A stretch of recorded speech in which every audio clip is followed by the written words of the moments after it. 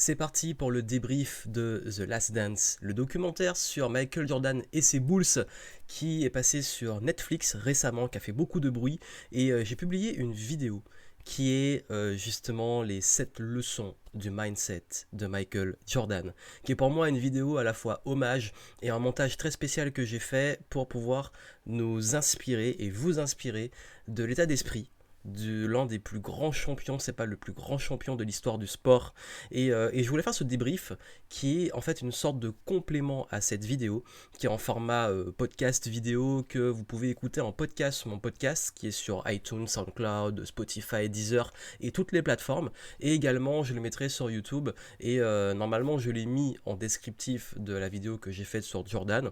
Et voilà, je sais pas si vous le voyez avant ou après la vidéo, mais il faut vraiment voir cette vidéo parce que j'ai beaucoup travaillé dessus et j'espère qu'elle vous aura aidé à découvrir ce personnage si vous ne le connaissez pas et si vous le connaissez à voir ce qu'on peut tirer de son mindset. Et là j'ai envie de prendre le temps en mode vraiment posé, en mode cool, pour décortiquer les 7 points que j'ai abordés et comment vous pouvez les utiliser dans votre vie et notamment dans l'entrepreneuriat, parce que mon podcast, ma chaîne YouTube s'adresse principalement aux entrepreneurs ou ceux qui veulent se lancer dans l'entrepreneuriat et j'ai vraiment envie que vous ayez ces conseils qui soient concrets et pratiques pour que vous puissiez vraiment passer au next level et voir ce qu'on peut apprendre de ces personnalités. Et justement, là où c'est intéressant avec Michael Jordan, c'est que vraiment là où j'ai beaucoup aimé ce documentaire The Last Dance, parce que je vais faire beaucoup de rebonds dessus, c'est ce que je trouve à ce jour le meilleur documentaire sur le parcours de Jordan et les Bulls, même si voilà, ça parle beaucoup des Bulls, les Chicago Bulls, l'équipe de basket, mais c'est très focus sur Michael Jordan, ce qui est logique. Mais il faut savoir aussi que même si vous n'aimez pas le basket, c'est quelque chose qui va beaucoup vous apprendre et que vous allez trouver intéressant parce que je trouve que c'est très grand public et qu'on peut en profiter même si on n'aime pas le basket. Et au-delà du fait que moi-même je suis un grand fan des Bulls, et ça vous l'avez compris, et de Michael Jordan, beaucoup de personnes que je connais qui ne connaissent pas trop le basket, ont entendu parler de lui, ont adoré ce documentaire parce que justement il y a pas mal de choses qu'on découvre sur les archives, sur les coulisses et je trouve que c'est vraiment intéressant si vous aimez l'état d'esprit de dépassement, d'entrepreneuriat, de business, de sport. D'ailleurs, je suis un grand consommateur un énorme consommateur de contenu sur le sport et notamment sur les documentaires sur le sport. Et je trouve que de tous les documentaires que j'ai vus, c'est clairement l'un, si c'est pas le meilleur. Et le meilleur, pourquoi? Parce que je crois que c'est impressionnant qu'ils ont fait tenir ça sur 10 épisodes. Et chaque épisode, j'avais envie de voir la suite. En fait, ils ont publié au moment où ça a été publié, par épisode de 2, et il y en a eu 10. Donc pendant plusieurs semaines, t'attendais les nouveaux épisodes, t'attendais la suite, et même si on connaît l'histoire, c'était bien monté parce qu'on faisait des retours dans le temps, on parlait de la dernière saison parce que c'était focus sur The Last Dance, qui est la dernière saison qui a été appelée The Last Dance par Phil Jackson, parce que c'était la saison où les Bulls, l'équipe qu'ils avaient, savait que ça allait être disloqué, que des joueurs allaient partir, que l'entraîneur dont je vais parler allait partir. Donc je peux vous mettre du contexte un petit peu sur le fait que ce documentaire, vraiment, même si vous n'aimez pas le basket, vous allez kiffer. Et si vous aimez le basket, vous allez encore plus kiffer. Et si vous êtes fan de Michael Jordan, vous êtes encore plus fan. Et si vous n'êtes pas fan, il y a des chances que vous deveniez fan parce que c'est impressionnant comment ils ont dépeint le portrait. Alors c'est sûr que forcément, étant orienté sur lui, ça le met en avant, ça fait un peu de publicité, mais c'est pas grave parce que connaissant le personnage même avant, c'est quelqu'un, il faut le dire, qui est considéré comme l'un des plus grands sportifs de tous les temps parce qu'il a dominé le basket. Il a dominé le basket, faut le dire. Il est considéré aujourd'hui comme le meilleur. D'ailleurs, il y a beaucoup de débats sur qui est meilleur entre lui et LeBron James, etc. Je vais vous dire sur les statistiques, sur les études, sur tout ce qui a été mis en place, parce qu'il y a beaucoup qui se sont amusés à faire des vidéos dessus. C'est impressionnant. Jordan, en fait, c'est comme si c'était je sais pas si vous connaissez un peu les Avengers, mais c'est comme si c'était Thanos avec toutes les pierres d'infinité. Pourquoi? Parce que il était ultra complet en défense, en attaque, au dunk, aux 3 points. Même si son plus grand point faible de Jordan, c'était les 3 points. Ce qui veut dire que et son score aux 3 points, ses stats étaient dans la moyenne. Ça veut dire que son plus gros point faible est une moyenne. Et tout le reste, il est au-dessus. Ce qui veut dire que il faut se rappeler le contexte aussi. À l'époque, le basket était différent, la façon de jouer était différente. C'est d'ailleurs beaucoup plus physique. Il y avait ce côté extrêmement compétitif et Jordan était considéré comme un tueur. Un tueur, ça veut dire que sur le terrain, c'est un cauchemar. Les gens avaient peur de jouer contre lui. C'est un cauchemar pour les défenses, c'est un cauchemar pour ses adversaires. Et c'est ça qui fait que, en fait, même si vous connaissez pas le basket, c'est quelqu'un qui sur le terrain dominait. Et si vous le connaissez, vous le savez à quel point, surtout si on l'a vu jouer, c'était impressionnant. Et comment on peut utiliser ça dans le business, comment on peut intégrer ça. Dans la vidéo que j'ai faite, et je vous invite vraiment à la voir et à la partager, j'ai abordé 7 points.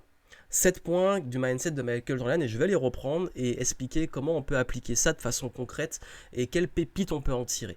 Le premier, c'était le mental. Forcément, l'état d'esprit qu'il a, parce que c'est clairement dans sa tête, c'est une dinguerie. Le côté repousser les limites, le fait qu'il est toujours devenu plus fort. La résilience, le fait de quand on tombe ou quand on n'est pas bien, de revenir et de continuer à persévérer. Il y a tous les points que j'ai abordés sur la critique, le fait d'être critiqué par les médias, notamment la pression médiatique, quand on est à ce niveau-là, c'est très fort. Il y a le leadership, le fait d'être le leader de cette équipe des Bulls, et il est évident dans les années 90 que quand il était là, il gagnait, quand il n'était pas là, il gagnait pas, c'est un truc de dingue. L'équipe, la team, parce que c'était une équipe formidable, et puis l'héritage, la légende qu'il a créée, et tout ce qu'il a fait en termes de tout ce qu'il laisse et pourquoi encore aujourd'hui, 20 ans après, 30 ans après, c'est encore une icône parce qu'il a commencé il y a un peu plus de 30 ans vraiment dans la NBA et puis, bon, au moment où je tourne bien entendu, et puis après, le gros des Bulls c'était il y a 20 ans et malgré ça encore aujourd'hui on en parle parce qu'il a laissé quelque chose de dingue au niveau mondial. Déjà, le premier point, c'est le mental. Et j'ai parlé du flu game. D'ailleurs, il y a eu beaucoup de polémiques après The Last Dance sur le fait qu'ils ont raconté des bullshit, etc. On ne sait toujours pas ce qui s'est passé. On ne sait pas, pour la pizza, on ne sait pas ce qui s'est passé. En tout cas, une chose est sûre, il était malade pendant le match.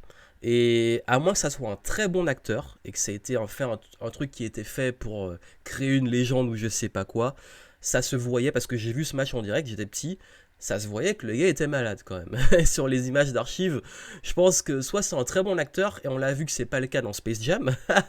Non, faut le dire, autant j'adorais ce dessin animé quand j'étais petit, autant le jeu d'acteur de Jordan dans ce film était pas dingue. Mais ce qui était marrant en fait, c'est que il faut se dire que au final on s'en fout. Peu importe ce qui s'est passé, oui, ça restera une légende, et c'est ça qui fait la beauté de l'histoire, on ne sait pas. Mais sur le terrain, le gars était malade, et il a fait un match de dingue. Et qu'est-ce qu'on peut apprendre de ça en business? Vous savez, on est tous... Alors, je sais que je prends un exemple extrême. Quand on voit l'état d'esprit de Michael Jordan et ce qu'il a fait, devenir comme lui, je pense que c'est très compliqué. Des gens comme ça, on en a un par décennie, et encore... en plus, c'est quand même quelque chose de fou. Par contre, ce qu'on peut apprendre de ça, c'est le fait d'être pro. Pourquoi être pro? Et en plus, là, il avait une bonne excuse de pas jouer. Sauf que c'était... Bah, on sait et on savait qu'à l'époque, s'il jouait pas, les Bulls, c'était compliqué pour qu'ils gagnent. Et qu'il y avait une telle pression, de tels enjeux à l'époque, qu'il fallait gagner. Et il fallait qu'il joue.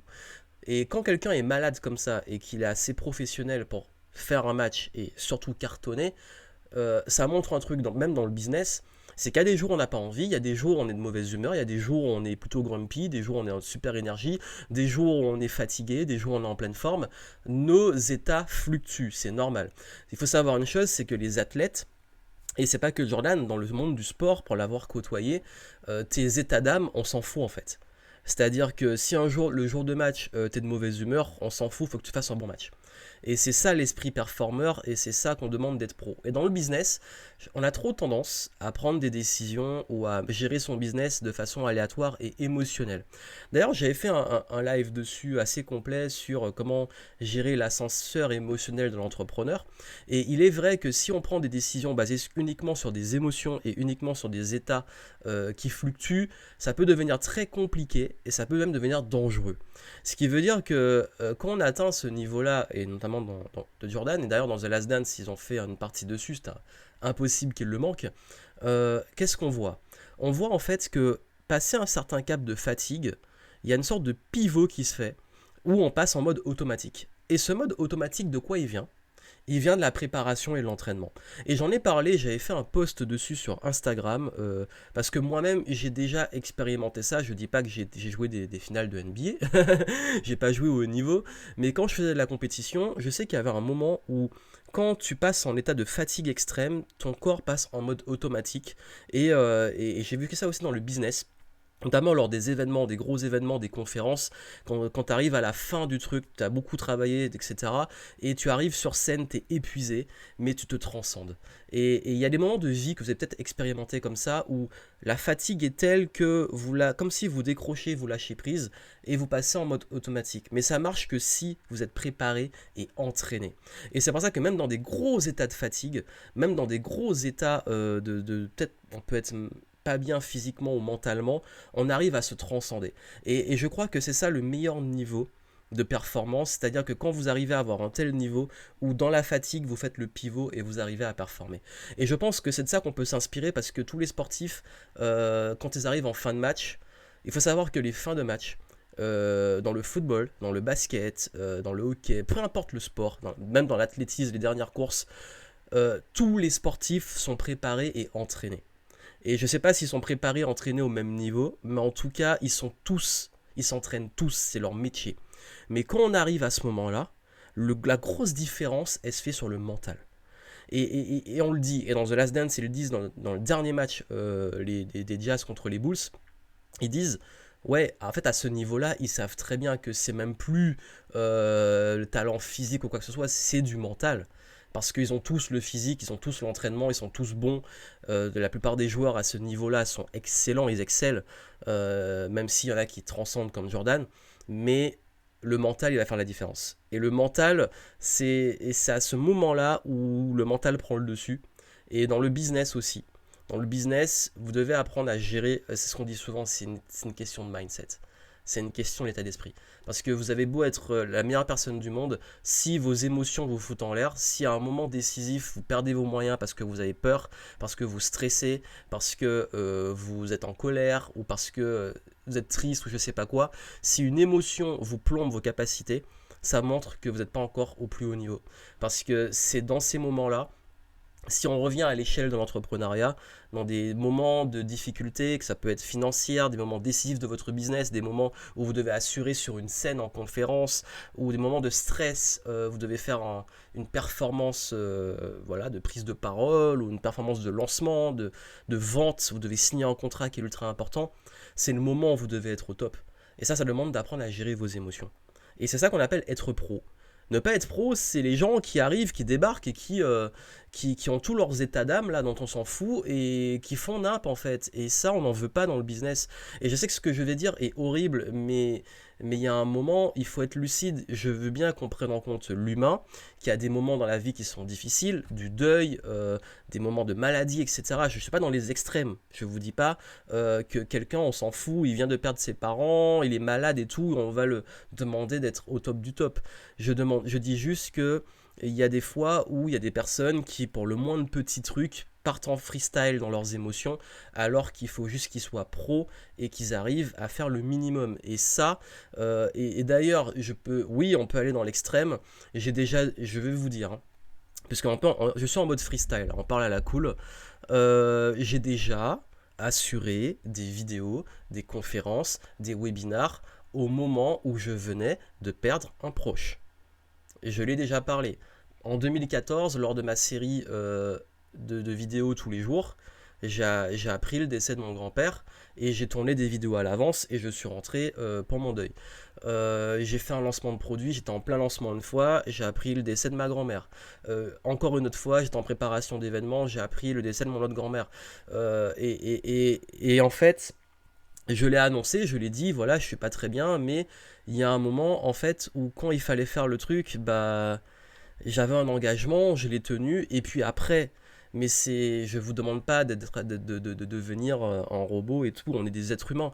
Je dis juste qu'il y a déjà des moments dans ma vie où même les trucs les plus horribles, j'ai perdu ma mère l'année de mon bac, je suis retourné en cours, il y a des fois où j'étais pas bien, mais j'ai continué à bosser pour avoir mon bac. Je vous dis en fait, c'est ça, c'est que je sais que c'est des moments difficiles, mais c'est là où on apprend.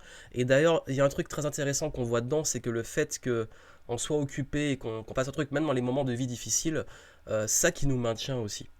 Donc, il faut trouver un équilibre, certes, mais soyez pas la personne qui, à la moindre contrariété, au moindre challenge, perd tous ses moyens et fout tout en l'air.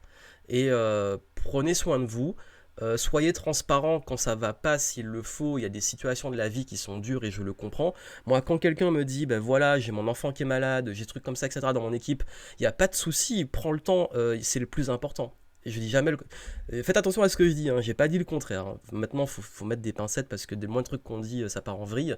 Je dis juste que euh, il y a aussi, voilà, il y a un temps pour tout, mais vous pouvez aussi apprendre à être pro et à prendre sur vous, même dans les pires situations, quand vous devez assurer et qu'il y a des enjeux. Et moi, je vous donne mon exemple, je dis pas que c'est forcément le meilleur exemple à suivre, mais j'étais été dans une situation où c'était la merde, c'était le chaos, et c'était parfois même du deuil, où j'ai pris un engagement et j'ai dû assurer, j'ai terminé l'engagement et ensuite j'ai géré ça. Et même j'ai géré en même temps, mais dès que j'arrivais, j'allumais la caméra ou je mettais le live, j'étais pro. Après, je disais parfois, ben voilà, j'ai un challenge en ce moment, je suis pas forcément au top, mais j'ai pris un engagement pour vous et je vais aller au bout. Et c'est ça en fait qu'on peut apprendre, parce que dans le business, vous allez avoir des merdes, dans votre vie perso, etc. Mais restez, vraiment le message, c'est rester pro. Je dis pas d'être une machine qui est tout le temps pro et qui est tout le temps qui doit pas avoir d'émotions. Je dis juste apprenez à gérer ses émotions et le jour où vous arrivez à gérer ça et même vos énergies, vos états, bah vous passez à un next level, vous passez à un autre niveau. Et même dans les gros états de fatigue, il y en a, ben, ils sont complètement KO et il y en a, ils ont un second souffle et ils passent à un autre level dans ces moments-là. Donc c'est ça qui fait la différence entre amateur et professionnel. Voilà. Première leçon sur le mental. Deuxième leçon, le fait de repousser les limites. Vous savez, comme je l'ai dit, c'était un tueur sur le terrain, c'était un compétiteur, c'était considéré même comme... il y avait ce côté presque animal de l'instinct tueur. Vraiment ce côté, le gars, dès qu'il arrive sur le terrain, il a sa liste de joueurs à abattre. Bon, tous ces joueurs-là, en fait, sur le terrain, je vais montrer que c'est moi le boss. C'était son état d'esprit. C'était un compétiteur. Il était fait pour ça, voilà. Et il l'est toujours fait pour ça parce que c'est encore un esprit compétitif. Et il avait ça dans tout à côté, dans le golf, dans les jeux d'argent, dans tout. Il voulait gagner. Le mec, il aime gagner. C'est un type de mindset qui est fait pour la compétition. Est-ce que c'est bien, est-ce que c'est mal, on s'en fout. Il y a des domaines dans la compétition où il faut ce type d'état d'esprit. Et ce type d'état d'esprit, en fait, ce qui est intéressant, c'est que il y avait toujours ce côté de repousser les limites. De repousser les limites et de jamais se contenter de ce qu'il a. Et qu'est-ce qu'on peut apprendre de ça en business? Vous savez, il y a toujours ce truc en business, ce fantasme, une fois qu'on a atteint un résultat, tout est fini, puis on se rend compte que dès qu'on l'a atteint, on a envie de passer à l'étape suivante. Je vais vous dire une chose, c'est compliqué, parce qu'en fait, il y a encore cette sorte de dictature bien pensante qu'il faut se contenter de ce qu'on a. Euh, Est-ce que vous arrivez vraiment à être heureux de façon... Je ne pas de le dire. Juste soyez honnête avec vous-même. Êtes-vous vraiment heureux sans progresser? Vraiment. Soyez honnête avec vous-même. Il y en a peut-être, mais je trouve que c'est extrêmement rare. De façon purement honnête, êtes-vous heureux quand vous n'apprenez plus rien, que vous vous contentez d'une routine et vous faites la même chose tous les jours? C'est très rare. Pourquoi? Parce que même les études sur le bonheur, notamment sur le flow, qui est très intéressante, montrent qu'on est heureux quand on poursuit un but, ce fameux chemin avant la destination. Et ce qui se passe, c'est que, notamment dans le business et dans le sport, il y a un truc très marrant, un phénomène très marrant. Vous savez, Jordan, il a gagné un premier free pit, donc ça veut dire 3 titres d'affilée avant qu'il y ait le deuil, sa première retraite, et qu'il revienne. Et quand il revient, il regagne 3 titres d'affilée. Donc ça veut dire qu'il gagne des 3 titres jusqu'en 93, donc 91, 92, 93. Ensuite, il a la perte de son père, le deuil, le baseball, etc. Il revient, je crois, en 95, sauf qu'il arrive à la fin, ils n'ont pas le temps de remonter le truc, il ne gagne pas.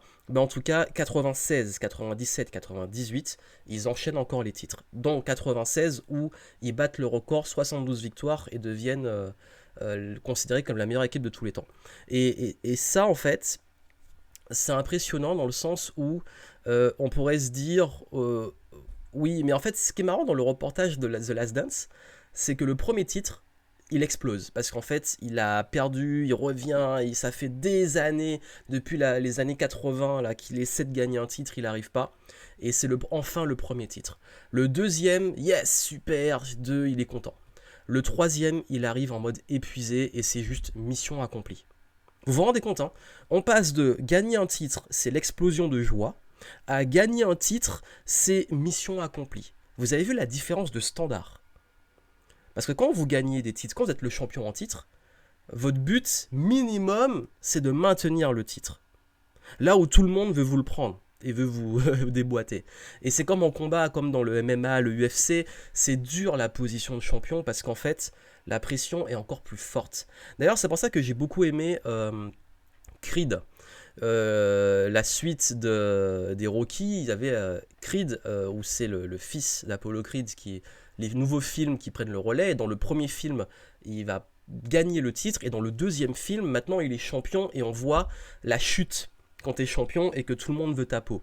Et en fait, le fait de devoir encore devenir meilleur pour aller affronter le fils de Draco, ouais, enfin bref, le russe là, je suis pas sûr, c'est Draco qui s'appelle, je sais plus. J'ai peur de dire des bêtises, mais ça se trouve c'est ça ou c'est pas ça, c'est pas grave. Mais en tout cas, il va affronter c'est vraiment la legacy, vous voyez, des anciens Rocky, et il va affronter les deux fils qui s'affrontent. Je vais pas vous spoiler le film, mais là le niveau encore plus haut. Mais il doit maintenir son titre et il doit devenir plus fort et il repart s'entraîner. Beaucoup de gens ont préféré le premier, moi j'ai préféré le deuxième parce que le deuxième je l'ai trouvé beaucoup plus parlant. Après, chacun sa sensibilité, vous savez, dans les trucs. Le fait de voir qu'il est en haut et qu'il se bat pour rester en haut et qu'il retombe et qu'il doit encore repousser les limites. Et la scène où il va s'entraîner dans le désert parce que le gars a beau être super fort, il doit devenir encore plus fort. Et c'est très parlant parce que dans le business, en fait, si vous vous mettez à stagner, à ne plus rien apprendre, en quelques mois, années, votre business se crache en fait. Pourquoi? Parce que le monde continue de changer et vous avez aussi de la concurrence dans le business. Dans tout business, il y a de la concurrence. Et ceux qui fantasment qu'il n'y a pas de concurrence, ben, je sais pas ce qui se passe dans votre tête, dans la réalité dans laquelle vous êtes, mais vous êtes forcément en concurrence. Ça ne veut pas dire que c'est de la compétition ou écraser les autres. C'est pas comme forcément dans certains sports. Mais c'est plus, il y a une concurrence dans le sens, le marché change, la demande évolue et des gens vont mieux servir que vous. Et si vous vous adaptez pas, ben vous n'aurez plus de clients. Donc c'est logique. Donc ce qui veut dire qu'il faut toujours se remettre en question et s'améliorer. Et ça, en fait, c'est intéressant de voir que dans le sport, les limites sont toujours repoussées. C'est-à-dire que quand on pense qu'un record est plus est explosé, ben on se rend compte qu'il y a encore quelqu'un qui va arriver et qui va montrer que c'est possible de battre ce record, et etc. Et etc. D'ailleurs, les records, il y a certains records de Jordan qui ont été battus. Ça ne veut pas dire que ceux qui l'ont battu ont forcément gagné par rapport à la légende qu'il a créée. C'est ça qui est impressionnant. Donc c'est même plus une histoire de record. Parce qu'on pourrait se dire, ouais, mais Carl Lewis, maintenant Usain Bolt, il a tout explosé. Mais pourtant, Carl Lewis reste Carl Lewis. Parce qu'il a, à l'époque, marqué l'histoire. Vous avez des sportifs comme ça, en fait. C'est comme dire Pelé en football, Maradona en football. C'est des légendes. Et pourtant, il y a des joueurs qui sont bien plus forts aujourd'hui qu'eux. Et pourtant, ils restent des icônes. Donc ça, je vous dis, c'est toujours le contexte, en fait. Et comment tu marques ta légende à un instant T en repoussant une limite qui était établie à un moment. Donc quand je dis que Jordan a survolé le basket, c'était dans les années 90. 80 déjà, deuxième moitié des années, enfin la moitié après la moitié des années 80, il survolait le basket. Tout le monde se disait mais d'où il sort, c'est qui ce monstre? Et 90, c'est vraiment là qu'il a explosé. Et en fait, ça, qu'est-ce qu'on peut apprendre dans le business? C'est la différence entre travailler dur et s'entraîner dur. Vous savez, pour repousser les limites, on peut soit se tuer au travail, soit devenir meilleur. Et ce qui est impressionnant dans le sport, c'est qu'on montre en fait, le but c'est pas juste de s'épuiser et de continuer à maintenir des titres, c'est de continuer à s'entraîner pour rester au niveau et pour repousser les limites de son niveau. Et en business, trop de personnes ont tendance à vouloir absolument s'agiter et s'épuiser, là où ils comprennent pas qu'en fait vous devez développer des compétences et de l'entraînement. Et ce qui a fait que Jordan revenait toujours plus fort, dans The Last Dance, on le montre. Quand ils perdent contre les Pistons début des années 90, avant leur premier titre, ils se rendent compte qu'en fait les Pistons à l'époque c'était un peu les bad boys, c'était l'équipe ultra physique. Les mecs étaient balèzes physiquement et ils écrasaient leurs adversaires physiquement et les blessaient même. Et il y a un moment ils se sont dit si on veut les battre il faut revenir plus fort. Pendant tout l'été, Jordan et sa team, ils se sont entraînés physiquement. Ils ont fait de la muscu. Ils sont revenus. Ils étaient... En plus, d'ailleurs, physiquement, on voit Jordan avant, qui était un petit peu plus svelte. Enfin, c'est même pas svelte, le mot, c'est tout fin. Et là, il revient, il a beaucoup plus de muscles. Et quand il revient et qu'il gagne le titre, il les écrase physiquement. Ça se voit. Là, physiquement, on peut plus l'arrêter. Parce qu'en fait, les Pistons, le but, c'était d'arrêter Jordan, de l'empêcher de sauter, de l'empêcher de voler. Vous savez, Air Jordan. En fait, la consigne, c'était garder ses pieds au sol. Parce que s'il s'envole, c'est fini. Et en fait, qu'est-ce qu'il a fait? Il est devenu plus fort et les gars n'arrivaient même plus à le retenir au sol. C'est un peu métaphorique, mais c'est ça. À la fois métaphorique et réel. Et ce qui s'est passé, c'est que quand vous arrivez à ce niveau-là, euh, Jordan n'a pas arrêté de monter en niveau. Après, il se met au baseball. Quand il se met au baseball, vous imaginez en fait, le truc qui se passe, c'est que quand vous faites du baseball, vous changez de sport, c'est pas les mêmes muscles, c'est pas le même travail. Donc il a perdu euh, déjà en quelques mois, quand on est un athlète, on perd très vite ses muscles. Et le fait qu'il passe d'un sport à l'autre et qu'il revienne au basket, c'est ultra impressionnant. Et vous savez, ce qui est marrant, et le monde dans The Last Dance, c'est que quand il reprend le basket, qu'est-ce qu'il fait pendant le tournage de Space Jam? Il y a un moment où il s'entraîne avec tous les autres champions de la NBA. Quand je dis champions, les gros joueurs, quoi. Les gros athlètes. Patrick Ewing, Charles Barkley, toute la bande en fait. Reggie Miller et compagnie. Et il y a un truc qui est très marrant, c'est que les mecs qui viennent s'entraîner avec Jordan, mais en fait c'est la plus grosse connerie de leur carrière, j'ai l'impression. Pourquoi? Parce que tu as un tueur, tu viens t'entraîner avec lui, mais qu'est-ce qu'il va faire? Il va observer ton jeu, il va voir ton niveau, il va sonder, il va scanner tous les joueurs. Et qu'est-ce qu'il va faire la saison suivante? Quand il va revenir, il va déboîter tout le monde et battre les records. Donc ça montre en fait que il y a ce côté vraiment toujours continuer à s'entraîner. Et quand il perdait, et quand, en fait, c'était très marrant, et dès qu'un joueur le dominait sur un match, parce qu'il y a des moments où il y a des joueurs qui l'ont empêché de jouer. D'ailleurs, Reggie Miller, Gary Payton, tout ça, il y a des moments où ils ont dominé Jordan. Il y a un match clé, il y a un moment, ils ont dominé Jordan. Défensivement, etc., ils ont brillé. Et Jordan s'est dit non, là c'est bon. Le match suivant, il les explose. Mais ça, à chaque fois, match, hop, je domine, machin, tu reviens, le mec il t'explose. Donc ça veut dire quoi? Ça veut dire que le gars, à chaque fois, il revient plus fort. Et surtout qu'il se transcende. Donc ce qui veut dire que, ouais, c'est cette notion de toujours rester en mouvement et en progression. Et même dans votre vie, je pense que c'est intéressant de voir ce sur quoi vous pouvez évoluer. Après, l'avantage dans le basket, c'est qu'ils évoluent sur un domaine clé. Bon, même s'ils évoluent mentalement, musculairement, physiquement, il y a des muscles qui travaillent et tout, la technique, etc. Mais au-delà de ça, si on l'applique au business, soyez toujours en mouvement. C'est ce que je dis, soyez toujours en mouvement, tout ce qui stagne pourrit. Et même si soit vous évoluez sur votre business, essayez toujours de chercher à vous améliorer, à vous remettre en question, à être dans le flow en fait, dans le flow même de l'évolution du monde. Vous savez, la nature, le monde évolue sans cesse. Et c'est l'art de s'adapter. Parce que une espèce qui n'évolue pas, elle meurt. Une espèce dans la nature qui n'évolue pas, elle meurt. Votre business, s'il n'évolue pas, il meurt. Donc il y a cette notion de mouvement. Chacun à son échelle, il y en a, ils veulent péter les scores, etc. Go, c'est ton mindset. Si tu as un mindset plus tranquille, tu veux juste ton truc qui marche bien, tu vas quand même devoir continuer à évoluer. Donc continue d'apprendre, continue de t'améliorer, et puis vois ce que tu peux améliorer dans ta vie, la santé, les relations, le business, l'argent, et continue, ne reste pas statique en fait. Si t'es statique, t'es mort. Et troisième point, la résilience. Donc là, ça ira un peu plus vite parce que je l'ai abordé un peu dans le fait de se remettre de se mettre en mouvement. La résilience, en fait, vous savez, c'est... Pour ça, on se rend compte que ceux qui ont eu une vie difficile, ils ont la dalle. C'est dingue, hein. Plus on avance, je pense que, et vous êtes nombreux, et je vois ça beaucoup, même dans ma clientèle, qui ont vécu des moments difficiles, bah ouais, quand je parlais du deuil, quand je parlais d'une enfance qui n'a pas forcément été toujours rose, des trucs comme ça. Et je sais que, bizarrement, les gens qui ont des moments très durs dans leur vie, ils ont faim. Pourquoi? Parce que quand t'as bouffé de la merde, tu as envie de réussir. Et je trouve que c'est intéressant de voir aussi d'où viennent ces joueurs. Alors, Jordan, j'ai pas l'impression qu'il a été ultra malheureux dans son enfance, mais il n'a pas non plus roulé sur l'or. Mais il a quand même une famille qui l'a bien encadré apparemment, ça avait l'air assez sain. On connaît pas tous les détails, mais ça avait l'air plutôt sain. Mais quand même, il a perdu son père et malgré ça, il est revenu encore plus fort. Mais il y a aussi, par exemple, Scottie Pippen, qui a eu une enfance, voilà, une famille qui roulait pas sur l'or. Et de voir en fait que, d'ailleurs, c'était triste qu'il soit pas aussi bien payé que les autres. Ça, c'est dans The Last Dance, ils en parlent, hein, du fait que Pippen n'avait pas un salaire digne du niveau qu'il avait, alors qu'à l'époque, il était considéré comme au moins dans le top 5 des meilleurs joueurs de la NBA. Donc, ce qui fait que c'est un peu dommage. Mais en fait, il explique que ben ouais, en fait, sa famille, il fallait qu'il le mette bien, donc il a accepté, il a pris ce qu'il pouvait prendre. Mais ce qui est impressionnant, c'est de voir que tout ça derrière, ben, c'est des gens qui ont réussi à faire de toutes leurs galères une force.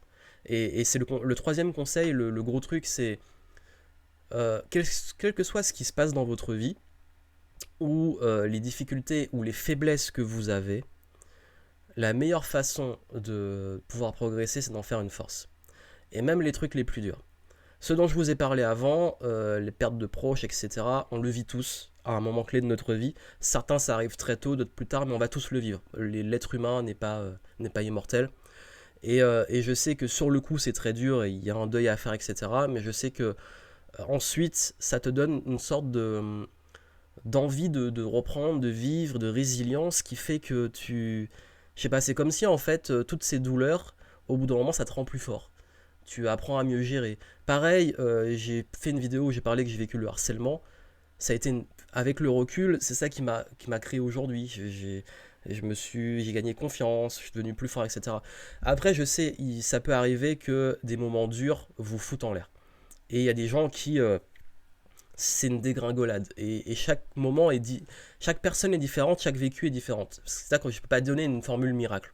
Je dis juste que beaucoup de personnalités ont montré que les pires moments, il y a aussi des histoires de personnes qui ont vécu dans les camps de concentration, des personnes qui ont été emprisonnées, des personnes qui ont vécu des grosses injustices, etc. Et j'en connais aussi, d'ailleurs, qui ont vécu des grosses injustices, qui ont eu parfois même leur famille assassinée, des trucs horribles. Et quand je vois la force qu'ils ont aujourd'hui, je suis impressionné parce que je me dis, waouh, ça montre en fait ce truc-là. Et au-delà de ça, même s'il n'y a pas un rapport direct avec The Last Dance, etc., parce que c'est à certaines échelles, ça montre quand même qu'il y a des grosses personnalités qui transforment leur plus grande douleur en force et d'essayer de voir comment ces trucs qui sont durs et parfois horribles pour vous, aujourd'hui peuvent vous donner une plus grande force, que ça soit en termes de caractère, en termes d'aider les gens qui le vivent aussi, parce que quand vous l'avez passé, vous êtes plus à même à aider les autres qui le vivent maintenant. Ça peut être une cause que vous créez, peu importe comment vous faites ça, le transformer en moteur. Alors je dis pas que c'est facile, je dis pas que c'est magique, parfois c'est un gros travail de fond à faire, mais je sais que ça peut aboutir à des... quand vous passez par là, quand on le passe, la force qu'on crée, elle est impressionnante. Et ça m'amène au quatrième point, parce que si on parle de résilience, il y a aussi la critique, les haters. Jordan a été aussi critiqué, et pourtant c'est pas le mec le plus... comparé à par exemple à Rodman où lui il faisait un peu n'importe quoi autour, il avait des bonnes raisons que les médias s'en chargent. D'ailleurs il y a un truc très intéressant. Dennis Rodman, pleine finale de NBA, entre deux matchs, il se barre à l'autre bout du pays pour aller faire un match de catch avec Hulk Hogan. C'était trop marrant. J'avais complètement zappé dans The Last Dance, ils en reparlent, mais moi j'ai pas du tout suivi ça à l'époque pour aller faire du catch. Vous imaginez, tu es en train de jouer des finales de NBA, les enjeux sont énormes, tu te barres, on te voit à la télé en train de fracasser d'autres gars avec des chaises. En plus, tu es sportif, donc la peur de te blesser, etc. Et là, tu reviens pour le match suivant.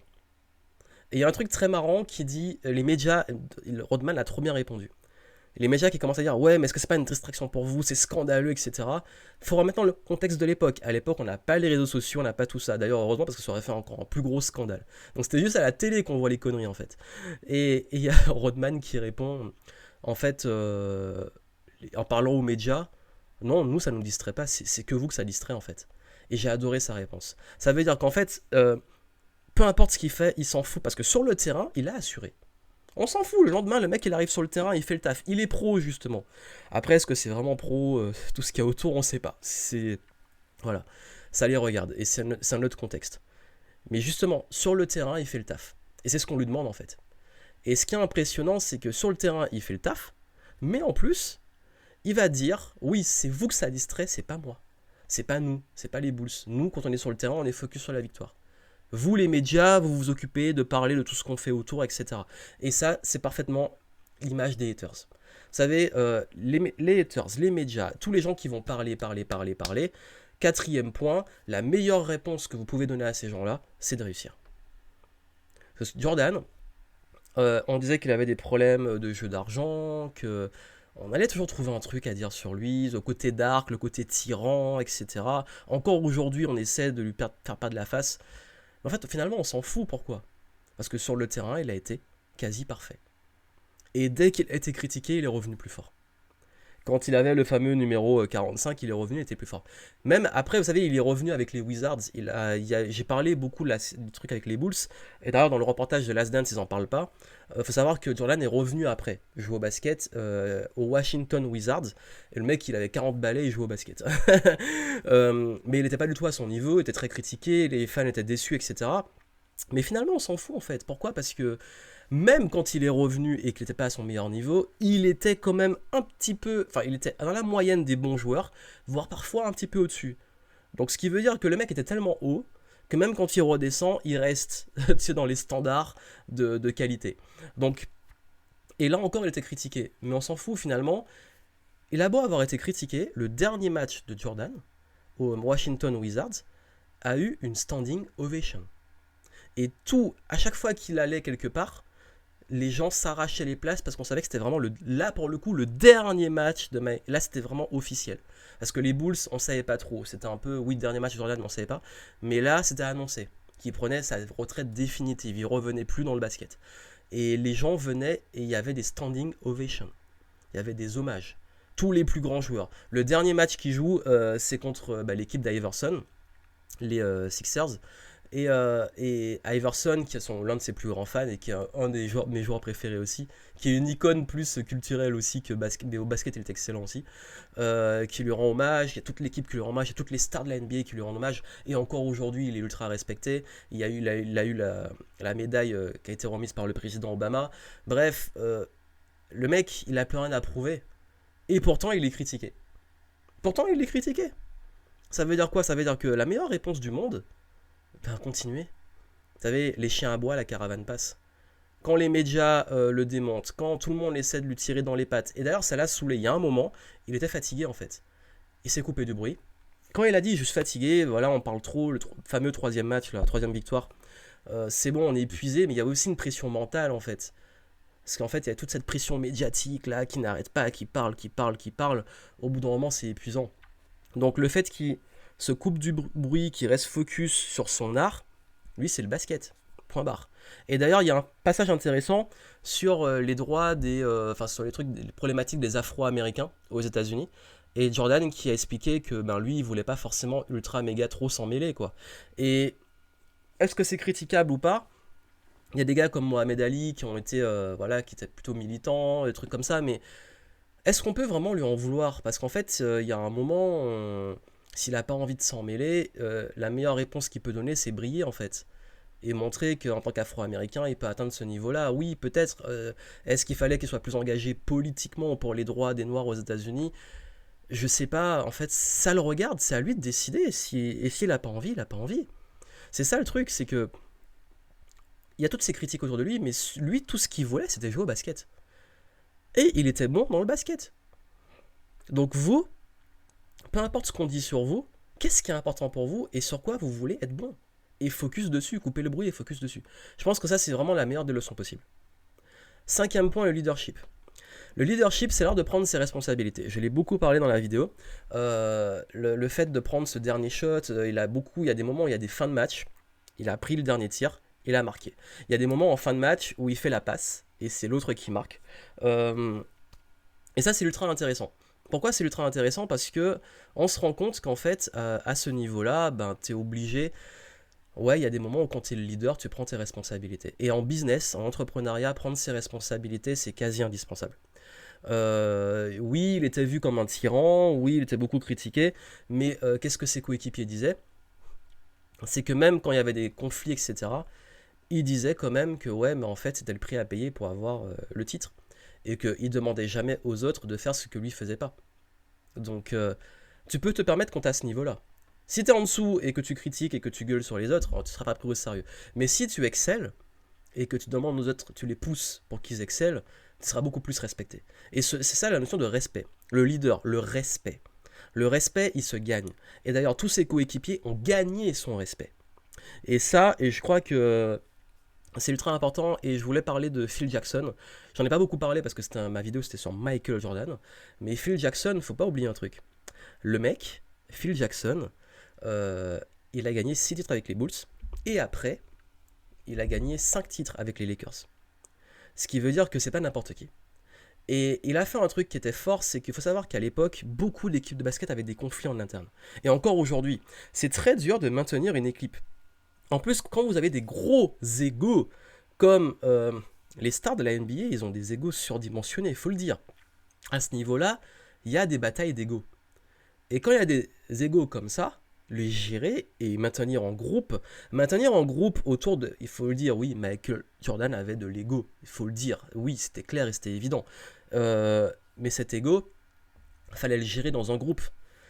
Et comment, quand tu es toujours dans l'ombre d'un gars comme ça, réussir à maintenir une équipe au top, je dis pas, j'imagine même pas les coulisses de la complexité du travail.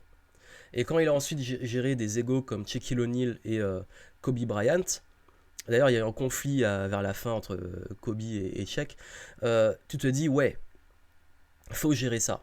Et en fait, maintenir le groupe et réussir à avoir un groupe qui tient sur toutes ces années 90, même s'il a changé, hein. À un moment de la retraite de Jordan, il y en a beaucoup qui sont partis. Et c'est plus Pippen Jordan qui est vraiment le noyau dur qui est resté. Mais après, si on prend la deuxième génération, le deuxième free-pit des Bulls, avec Rodman, Jordan, Pippen, Steve Kerr, toute la bande en fait là. Il y a tellement de noms que il y a toute la bande à Kukoc, comment il s'appelle encore, j'ai les trous de mémoire. Tous les joueurs de ces Bulls. En fait, c'est impressionnant de voir que ce groupe s'est maintenu en fait. Et ça, c'est très compliqué en NBA, hein. Ça bougeait beaucoup, hein, dans les équipes et tout. Et je crois que c'est ça qui est impressionnant. D'avoir réussi à avoir un leader qui a maintenu ses équipes et qui a réussi à élever tout le monde. Et ce leadership, là où ça a été fort, et je vais focaliser sur le leadership au-delà de Jordan dont j'ai parlé dans la vidéo, de Phil Jackson. Vous savez, le fameux last shot dont j'ai parlé, le dernier tir. Il y a un moment en fait dans ce truc-là, dans The Last Dance, il montre les coulisses, et il montre Phil Jackson qui dit qu'il prend pas de temps mort. Ne pas prendre de temps mort en Game 6, au moment où... En fait, je vous explique pourquoi il n'a pas pris de temps mort. Le temps mort en basket, dans les dernières secondes, souvent les équipes prennent des temps morts. Il y a tout l'aspect stratégique pour pouvoir marquer ou alors maintenir le score de la meilleure des façons. Ces moments-là sont ultra décisifs. Là, il décide de ne pas prendre de temps mort pour ne pas laisser la chance aux adversaires de se préparer. Parce qu'il a extrêmement confiance en Michael Jordan et en son équipe pour pouvoir gérer ça. Et surtout qu'ils ont toute l'expérience, parce que le leadership, c'est l'expérience pour gérer ce moment-là. Et toute la dernière séquence, qui est une des plus grandes séquences de l'histoire du sport, parce qu'en fait, les deux équipes passent devant, et ça se joue à rien, ça va se jouer sur un tir, en fait. Parce qu'il faut savoir que quand Jordan met ce fameux last shot, et que les Bulls prennent le dessus, il y a Stockton derrière qui lâche un 3 points, sachant que c'était l'un des meilleurs tireurs aux 3 points de l'époque. Il y a eu un gros silence au moment de voir la balle qui vole et qui repart et qui ne rentre pas, parce que s'il la met, les Jazz gagnent. Et tout ce moment-là, Phil Jackson n'a pas pris de temps mort, en se disant il ne veut pas laisser le temps aux autres de se préparer. Donc ça, c'est pour vous dire à quel point le sang-froid, dans ces moments-là, tous les entraîneurs prennent des temps morts, et c'est des moments extrêmement compliqués, et des moments extrêmement décisifs, et des moments où tu peux être terrorisé. Et là, le gars, il se dit, non, on va au bout. Et il avait assez confiance pour savoir que qu'ils allaient gagner, en fait. Après, quand t'as un gars comme Jordan, d'ailleurs, il y a beaucoup de gens qui disent, j'ai vu des trucs très marrants sur le fait que Michael Jordan, si on devait jouer l'avenir de la Terre sur un match de basket, qui prenne en joueur décisif, tout le monde dit Jordan. Parce qu'on savait que dans ces moments-là, en fait, c'est lui en qui on pouvait avoir 100% confiance. Et d'ailleurs, c'est très parodié dans Space Jam, où c'est lui aussi qui prend le leadership. Donc du coup, ouais, être un leader, c'est prendre ses responsabilités, et savoir prendre des décisions décisives dans des moments de stress. Mais après, il faut savoir aussi, sixième point, qu'il y avait une équipe, la team, formidable.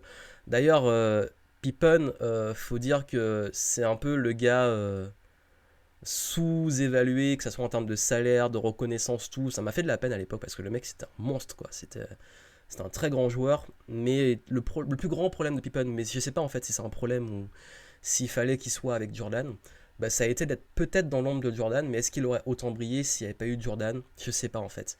Leur relation est très particulière, mais c'était assez marrant. Rodman, qui était l'un des plus grands défenseurs de la ligue, et qui est aussi, voilà, qui était un tueur sur le terrain, mais qui avait à côté tout ce côté what the fuck, on peut le dire. D'ailleurs, c'était très marrant parce que dès que je voyais le match des Bulls, c'était savoir quelle va être la couleur des cheveux de Rodman. Il y avait aussi un Steve Kerr qui, bah, en fait, il faut savoir que ce joueur-là, il a 8 bagues NBA. Steve Kerr, ce fameux, qui était pas très, il était reconnu, mais pas tant que ça. Il a gagné 3 titres avec les Bulls, il a gagné 2 titres avec les Spurs, et il a gagné 3 titres en tant qu'entraîneur des Golden State Warriors, qui sont beaucoup plus récents. Donc ce qui veut dire que le mec a gagné 8 titres NBA, 5 en tant que joueur et 3 en tant qu'entraîneur.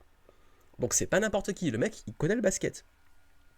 Et vrai, en fait, toute cette équipe des Bulls sont devenus des légendes. Jordan, parce que voilà. Pippen, reconnu comme un excellent joueur, mais peut-être plus comme un duo Pippen-Jordan plutôt que Pippen lui seul, même s'il a fait une très bonne saison quand Jordan était à la retraite. Vous avez également Steve Kerr voilà, qui est maintenant extrêmement capé et qui a fait ses preuves. Vous avez aussi, bon après, il y a Kukoc qui était un joueur d'Europe qui, savoir que venir d'Europe en NBA c'était pas rien, qui est croate je crois, qui a brillé aussi, qui a été très bon. Après les autres, ils ont été bons sans forcément beaucoup briller, mais c'est vrai qu'ils avaient quand même à l'époque une très belle équipe, et on pouvait pas avoir ces résultats avec cette équipe sans parler de l'entraîneur dont j'ai parlé avant, qui est juste. D'ailleurs, il a écrit un livre. Phil Jackson. Je pense que je vais le prendre, je vais le lire. Et peut-être que je ferai une chronique dessus. Parce qu'il faut savoir que j'étais un grand fan des Bulls et aussi j'étais un grand fan des Lakers, mais plus pour Phil Jackson et Kobe Bryant. J'étais un grand fan de Kobe. Pour moi, mon top 3 basketteur, c'est MJ, forcément, Michael Jordan, Kobe Bryant et Allen Iverson. Et les trois, ce sont les trois qui ont marqué mon enfance et mon adolescence. Et enfin, la legacy, c'est qu'est-ce que vous laissez pour la suite. Ça veut dire que quand je parle souvent de vision business, je ne sais pas si Michael Jordan avait tant une vision que ça, mais il faut remettre les choses dans le contexte. C'est les années 90. Dans les années 90, il n'y a pas Internet comme maintenant. C'est pas aussi développé. Il n'y a pas les réseaux sociaux. Conséquence, il n'y a pas l'information qui circule aussi vite. Et pourtant, Michael Jordan est ultra reconnu partout. Vous savez, j'ai appris sa retraite dans le club Dorothée. J'ai appris qu'il prenait sa retraite dans le club Dorothée. C'est pour vous dire les sources d'informations de l'époque. Super. Pour moi en tout cas. Non mais en fait, quand je vous dis que c'est l'un des plus grands compétiteurs de l'histoire du sport, c'est qu'à cette époque-là, il était connu mondialement, à une époque où la communication n'était pas aussi forte. On n'avait pas... il n'y avait pas Twitter, il n'y avait pas Instagram, il n'y avait pas tout ça. Et on ne savait pas en fait forcément toujours ce qui se passait, sauf par rapport aux médias, sauf via les médias. Donc du coup, je me dis, est-ce qu'il aurait vraiment été possible de... En fait, l'histoire de Jordan, elle est belle. Et la legacy, c'est ça, c'est votre histoire. Qu'est-ce que vous allez laisser? On parle souvent de business, de vision. Bon, je reviens juste après sur la team. Bien entendu, je sais pas si j'ai précisé au niveau du business, de vous entourer de bonnes personnes et d'élever aussi les autres. C'est ça le leadership. Mais au-delà de ça, quand on laisse une légende, il y a tout ce qui va se faire sur le long terme. Tout ce qui va se faire sur la durée. Et ça, il n'y a pas de secret, en fait, c'est au-delà de vous-même.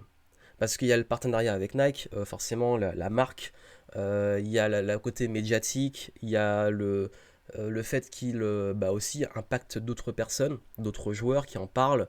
Il y a tout ce truc qui se fait derrière et qui à l'époque est assez exceptionnel, qui fait que il a une belle histoire.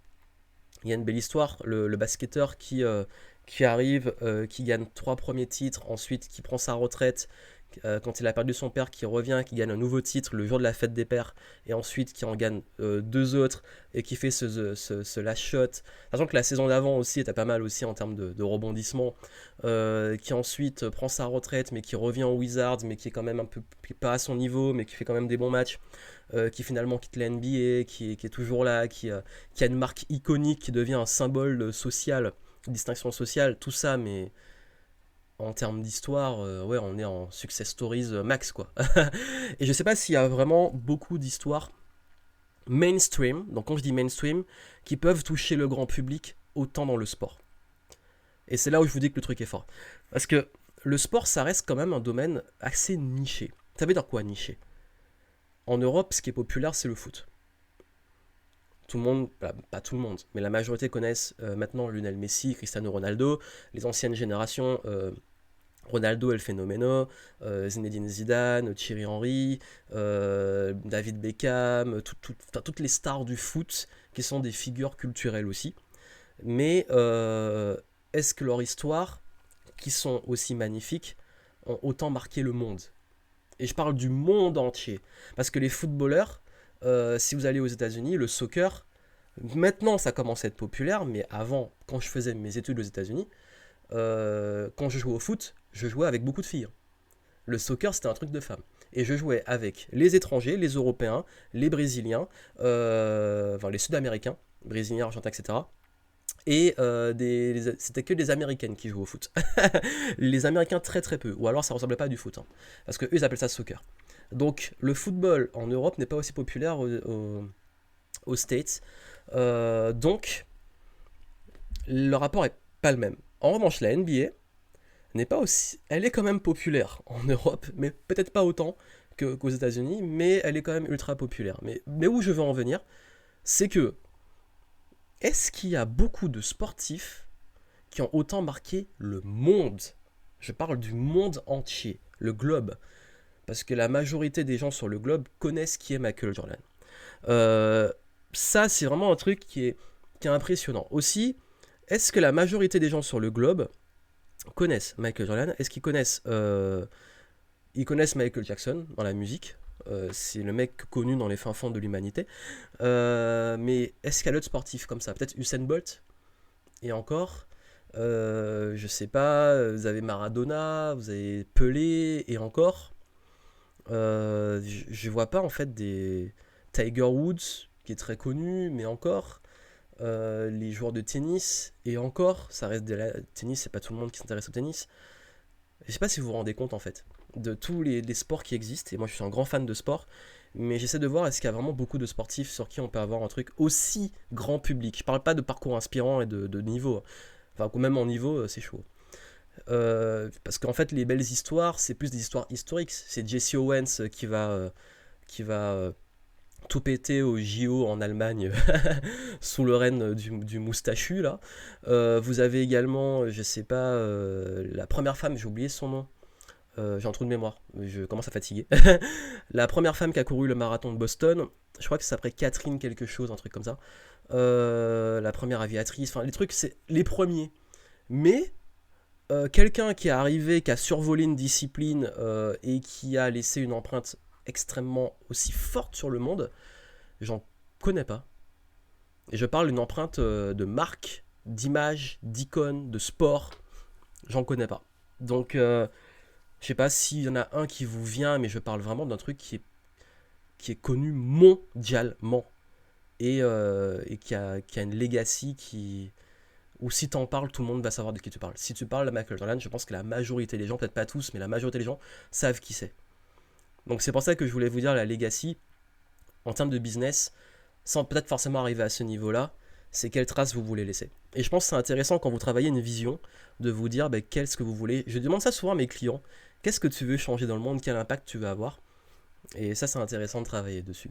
Donc voilà, j'ai été un peu long, mais je voulais développer, c'était vraiment le retour, parce que j'ai beaucoup aimé, que ça soit le documentaire, que ça soit toute cette image, cette icône. Je voulais faire un truc complet et en double, pour au moins avoir traité le sujet dans les... En fait, je pourrais en parler encore pendant des heures, mais je voulais quand même vous donner un peu tous ces éléments-là.